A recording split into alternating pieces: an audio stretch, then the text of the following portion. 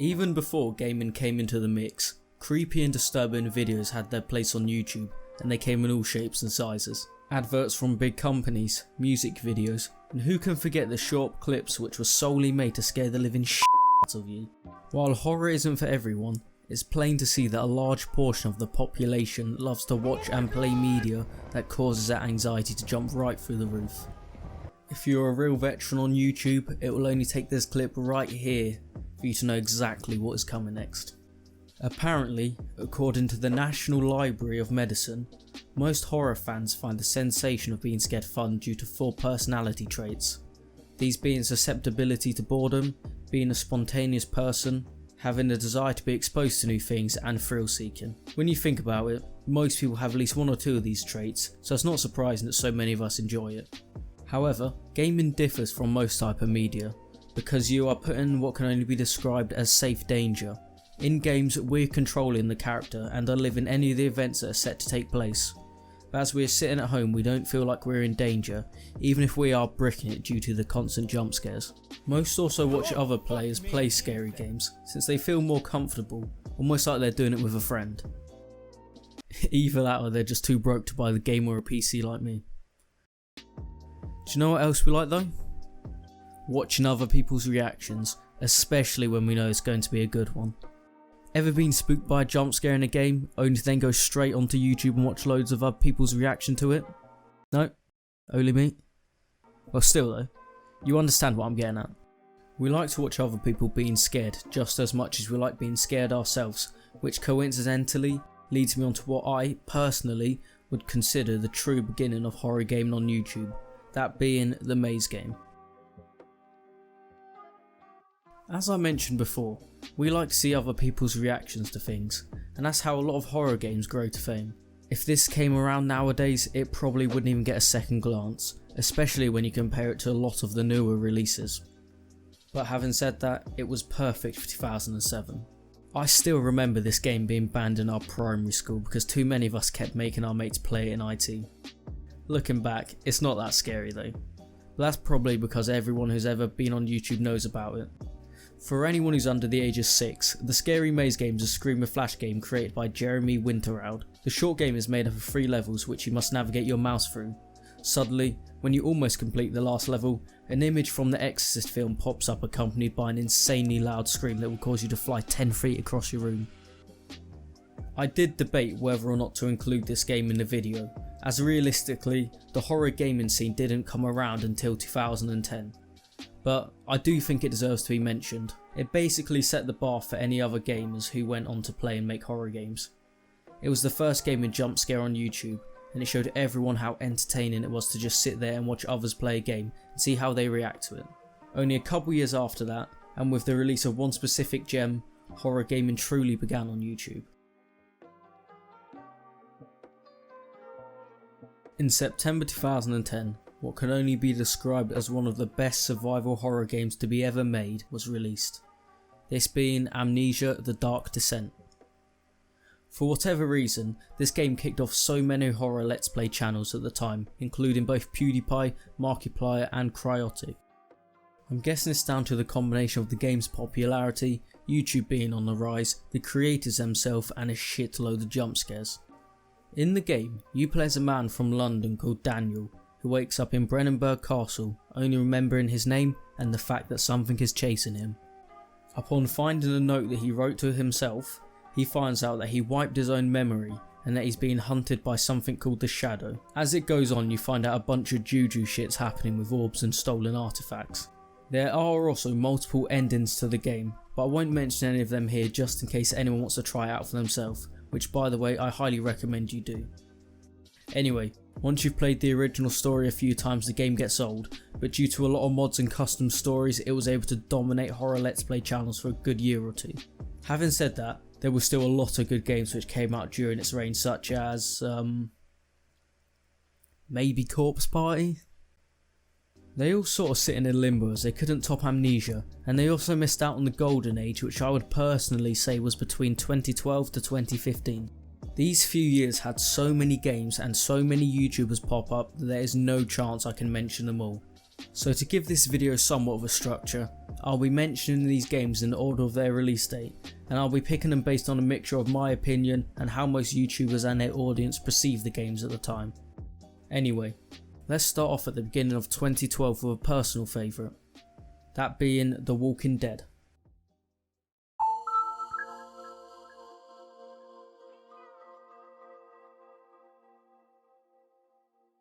This is one that I've already spoken about in a previous video on my favourite games of the decade.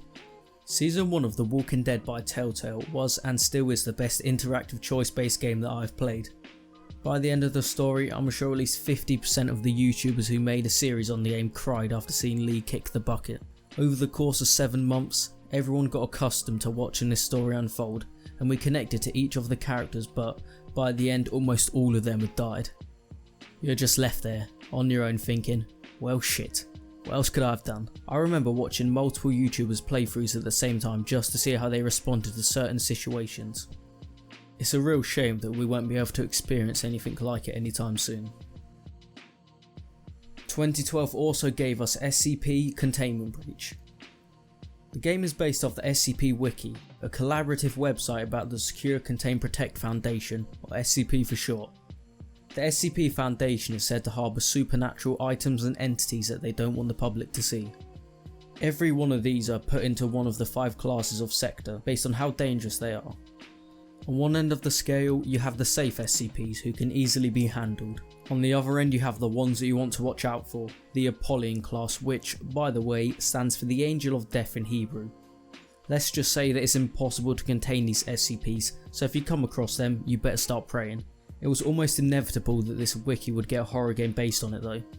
It already had a following and there's a wide range of source material to base it off for the creators. In the game you aim to escape the underground research facility amidst a full-blown containment breach which occurs after the site's power malfunctions during testing. Several SCPs have also escaped, with the most notable being SCP-173, who you most likely recognise and is also the same one who you were testing. Each time you play, the rooms are randomly generated, making it harder for you to escape as well. Along the way you must gather items which can help you in your journey. If you survive long enough, you'll run into SCP-079, who's responsible for the power cut. It then offers you a proposal. It will let you escape as long as you reactivate the console system, allowing the SCP to take control again. There are also a total of 4 endings that can occur after you meet this SCP, but I'll let you find them out for yourself. The best part about this game is that it's free to play, so anyone can go ahead and try it out if they want to. Then there's also Slenderman, possibly the biggest game of all. Now, despite what an absolute meme he has become today, Slenderman the 8 Pages was one of the creepiest and most popular horror survival games back when it was released in 2012. The amount of videos being made on this, for lack of a better word, simple game is almost mind blown when I look back at it. In fact, a lot of the people who reviewed it explained how they thought a lot of its success came from its minimalistic approach. According to its wiki, the site also crashed multiple times due to so many people trying to download it at once. Also, like SCP Containment Breach, it is free to play, so if you look around long enough you'll be able to find a download link for it. Once you load up the game you are instantly dumped into the middle of a dark forest with the only source of light being a flashlight. You can only walk or run, but for some reason this guy doesn't have the brain capacity to keep his flashlight looking forward when running, and instead opts to shine it at the ground so you can't see where you're going. You have to navigate around the place looking for 8 pages whilst being pursued by the tall faceless suited man himself, who only gets more and more agitated as time goes on. Quite simply, if you look at him for long enough you will die. If, however, you collect all 8 pages, once captured you will wake up in the daytime followed by the credits. You also unlock some new game modes for you to play through after completing the game the first time. Slenderman is the most famous and recognisable horror character from the past 10 years, to the point where he had a film made about him, although it was boring and crap. The second Slenderman game came out a year later called Slender the Arrival. It is quite different from the first game, with obviously a lot more thought put into it. It was fairly influential, but I've had enough talking about Slenderman, so I'm moving on.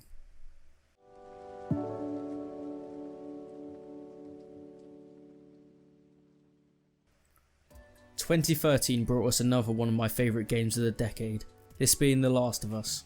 Upon release, this game received praise from every possible direction and it 100% deserved it. The game looked amazing, the story was engaging, and the character development was justified, unlike most games that I play. Unlike most other horror games, Naughty Dog had a lot of resources to make the game with, which is possibly why it turned out so well. The story is several hours long, so I'll have to pass over a lot of it. I'm sure most of you have seen or played the game by now anyway. The Last of Us is a third-person perspective action-adventure post-apocalyptic horror game. You play as Joel, 20 years after a zombie outbreak and the death of Joel's daughter, which is shown in the intro to the game. Joel and his partner Tess are smugglers, and when they run into the leader of a group called the Fireflies, they are offered a lot of money to deliver something back to the Fireflies outside of the quarantine zone. They then find out that the delivery would be a young girl named Ellie, and after a run-in with the border patrol, they also find out that she is immune to the virus. They then go on to travel through the insane terrain while encountering numerous problems such as almost dying, hordes of clickers, and even other humans who try to kill them. Finally, when they get to their destination, Joel finds out they are going to kill Ellie in order to try and find a cure. Of course, he doesn't let this happen, and it ends with a battle between Joel and about 100 Fireflies. There's no denying that this game set the bar extremely high for any future horror adventure game, and so far no one else has been able to top it, besides maybe Until Dawn. Now I have to admit this, I hadn't actually watched or even played this game until I decided to make this video, but I knew I'd have to mention it because Outlast was a huge game on YouTube and is quite possibly the scariest horror game to be released in the past 10 years. In Outlast, you play as a freelance journalist named Miles who goes to investigate the Mount Massive Asylum. This is after someone tells him inhuman experiments are taking place at the psychiatric hospital. As soon as he enters, he sees the hallway littered with dead bodies. One of the dying staff informs him that the deranged inmates known as variants are running riot around the hospital and killing anyone that they see. He tells Miles that he should leave, but soon he realises that he can't get out of the way he came in. Miles looks for a way to escape, but eventually he is knocked unconscious by one of the variants. After a run-in with a self-anointed schizophrenic priest, watching him be hung up, having 2 fingers cut off, and terminating Billy's life support in order to stop the most dangerous variant named Walrider, the game nears its end. While waiting for Billy to die, the so-called Walrider possesses Miles, and as he attempts to leave the laboratory, he runs into more of the hospital's military squad, who end up gunning him down. Due to its success, the game also got a sequel and DLC which were also met with positive reviews.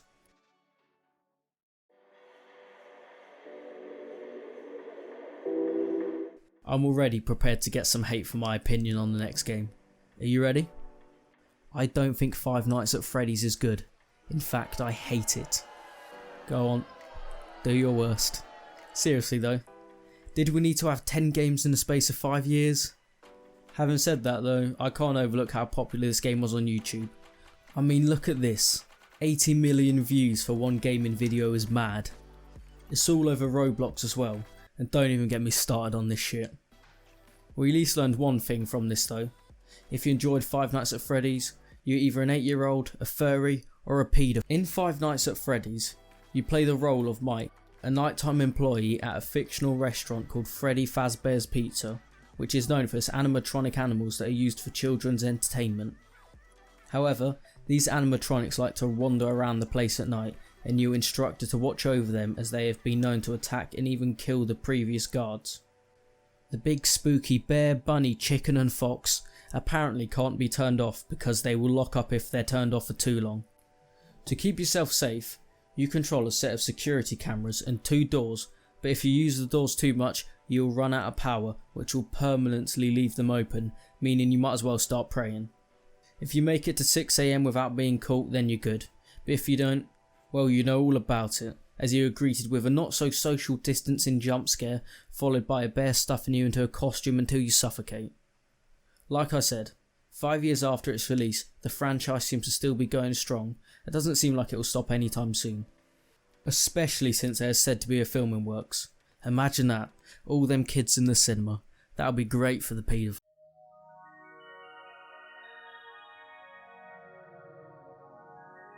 Finally, I get on to the last game that I'm going to talk about properly, and it's also another one of mine and YouTube's personal favourites, this being 2015's Until Dawn. This game is sort of like The Walking Dead in terms of playstyle, but on a much grander scale. I mean, look at some of these actors. Hayden Panettiere, Brett Dalton, and even Mr. Robot himself, Rami Malek, were the starring roles in this game. Due to them also using motion capture, the movements and facial expressions of the characters are amazing, and the graphics, I mean, they really couldn't have done much better than this. If you haven't played it, then I recommend you skip ahead a bit if you don't want it to be spoiled for you. Alright. Everyone is cool still here? Good. In Until Dawn, you play as every character since your main goal is to make sure all of them get out alive, and yes, every single decision can lead to one of the several characters dying, which is very likely to happen on your first time around. The game is very long, so bear with me whilst I try to explain it in the best way possible. The game starts off during a party at Hannah Washington's and her family's lodge. After some people play a prank on her, she gets upset and runs into the woods. Beth, Hannah's twin sister, finds her, but they soon notice a figure following them and they once again set off running, but unfortunately they don't notice how close they are to the cliff, and before you know it, they yeet themselves off the edge. A year on, their brother Josh invites everyone back up to the cabin, these being Sam, Chris, Ashley, Emily, Matt, Mike and Jess. Although there is tension between the group after what happened a year before, all 7 of them accept the invitation. After you learn more about the guys through multiple activities, the game starts to properly kick off. Josh, Ashley, Chris and Sam find themselves being terrorised by a masked man in the lodge, which leads to Josh being sawed in half by the same man who pursued Sam through the lodge. During all this, Jess is abducted by something, Mike is trying to get her back, and Emily is falling into a mine whilst Matt and her are radioing for help. You have to remember that throughout all this time, a character can die, meaning you might not even get this far through one of their stories. Anyway, while looking for a way out, Emily stumbles upon the location where Hannah and Beth fell, along with Beth's head which had been severed onto a stick. Mike, Sam, Ashley and Chris all reunite as the masked man reveals himself to be Josh all along, and he explains how he made up all the events. Mike immediately ties Josh up and sticks him in a shed since he thinks he has killed Jess, but soon after, a flamethrower wielding man knocks on the door and explains all. He says the deaths caused up on this mountain are being done by Wendigos, former humans who turned into these creatures after resorting to cannibalism. They then rush off to save Josh, but he's missing, and during the return trip, the stranger is ripped apart by Wendigos. Sam and Mike go off to find Josh as they guess he has the card to the cable car that can get them back home, but when they find him, they see that his mental state has deteriorated, causing him to see his dead sister and even his psychiatrist. They try to take Josh back but are split up when they are attacked by Hannah, who is now a Wendigo. If Jess and or Matt are still alive at this point, you have to guide them through the mines without getting them killed as well. Then you switch back to Mike and Sam, who have made it back to the lodge, only to find it overrun by Wendigos.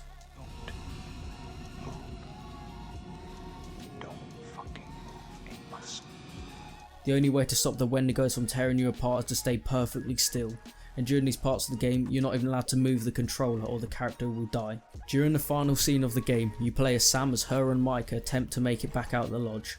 After the Wendigos cause a gas leak, Sam makes her way to the entrance, and as she exits she flicks the switch causing the whole lodge to blow up along with the Wendigos inside. As the credits roll, you get to see all the characters that you kept alive besides Josh. If he is still alive in your playthrough though, you get an extra scene at the end of him eating the stranger and transform into a Wendigo. On my first time around, I ended up only saving 2 people, and also killing Sam because my controller decided to give up on me. I've never played a game like Until Dawn where there are several endings. Even in The Walking Dead, your choices don't actually have as much impact as they do in this game. If you play or watch this without knowing that everyone can survive, then it's actually quite shocking when you realise that there's so much more to the game than you initially thought. I still highly recommend you check out this game for yourself, even after you listen to me explain the plot. As there's still a lot I missed out on the game, it can be truly horrifying, especially when you have to stay completely still and knowing that one small move could wipe you out for the rest of the playthrough. The developers behind Until Dawn also released a similar game called Man on Medan, which, although I haven't played yet, I do believe follows the same sort of rules.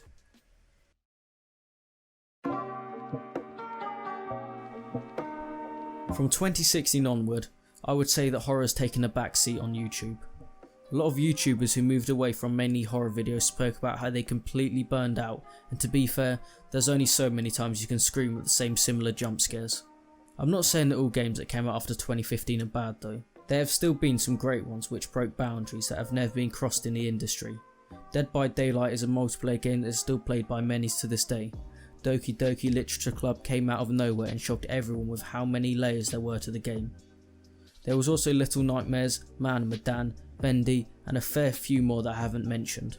The main reason it tailed off a bit was because everyone was burned out of the same old crap. Since the games were so popular, it seemed like every single scary story, movie or book needed to be adapted into a horror game as soon as possible. It led to 99% of the games being a carbon copy of one another. Run away from a spooky monster that is no longer scary after being caught a couple times. As a whole though, I think this helped the genre. Once numerous YouTubers backed off making daily horror content, developers stopped pumping so much of it out. It led to horror games having more thought behind them, and ever since the quality of games has been evolving and is on the rise. To make a compelling scary game you need more than just a spooky creature. You need a good atmosphere, story, characters and so on. Something that makes you feel immersed in whatever you're playing.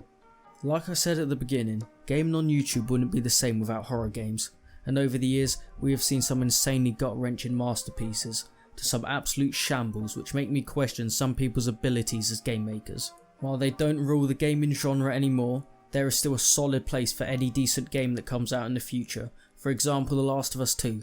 I really do look forward to sitting down with my kids and watching PewDiePie play through the game when it releases at the back end of 2032. Thanks for watching. If you enjoyed, please be sure to like and subscribe. Let me know what your favourite horror game was in the comments below as well. I'll hopefully be uploading more soon, but who knows.